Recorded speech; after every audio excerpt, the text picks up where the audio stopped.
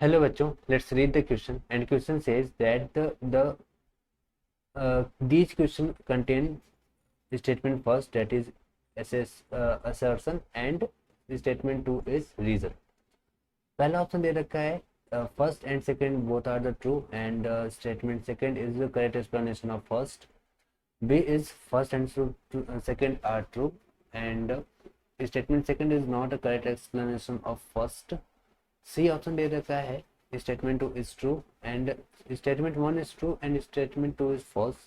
D option दे रखा है statement 1 is false and statement 2 is true. बात स्टार्ट करते हैं स्टेटमेंट फर्स्ट से.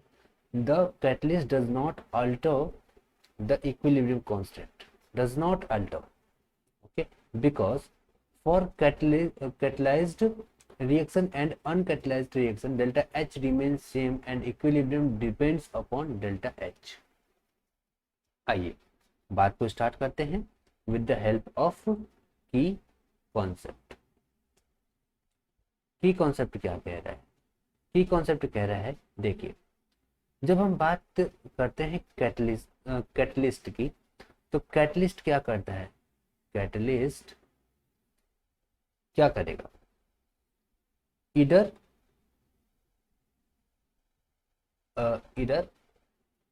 अटेन इक्विलिब्रियम फास्टर, या तो पहले अटेन करा देगा, जल्दी अटेन करा देगा, और इन लेट, और इन, या फिर कह सकते हैं स्लोअर, या तो लेट में अटेन कराएगा या तो फास्ट यानी जल्दी से अटेंड करा देगा, लेकिन इक्विलिब्रियम कंसंट्रेशन के ऊपर कोई इफेक्ट नहीं करेगा. यानी कह सकते हैं no effect on equilibrium constant. Okay, पहली बात हो गई. अच्छा, अब अगर हम बात करें तो कैटलिस्ट जो होते हैं, catalyst does not depend upon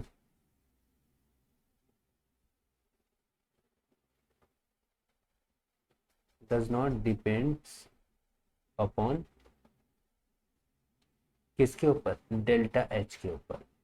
okay, and जो हमारा इक्विलिब्रियम कांस्टेंट होता है KC is depends upon delta H, यानी ये इसके डायरेक्टली प्रोपोर्शनल होता है डेल्टा एच के. ओके, सो अब यहां पर समझिए, पहला वाला बिल्कुल करेक्ट है. दूसरा वाला कह रहा है catalysed reaction and uncatalysed reaction delta H remain same. तो कैटलाइज्ड रिएक्शन में कैटलिस्ट जो है वो डेल्टा एच के ऊपर डिपेंड नहीं कर रहा है, लेकिन केसी तो कर रहा है. ओके, तो दोनों ही केसेस में डेल्टा एच सेम रहेगा और इक्विलिब्रियम कांस्टेंट डिपेंड करता है डेल्टा एच के ऊपर.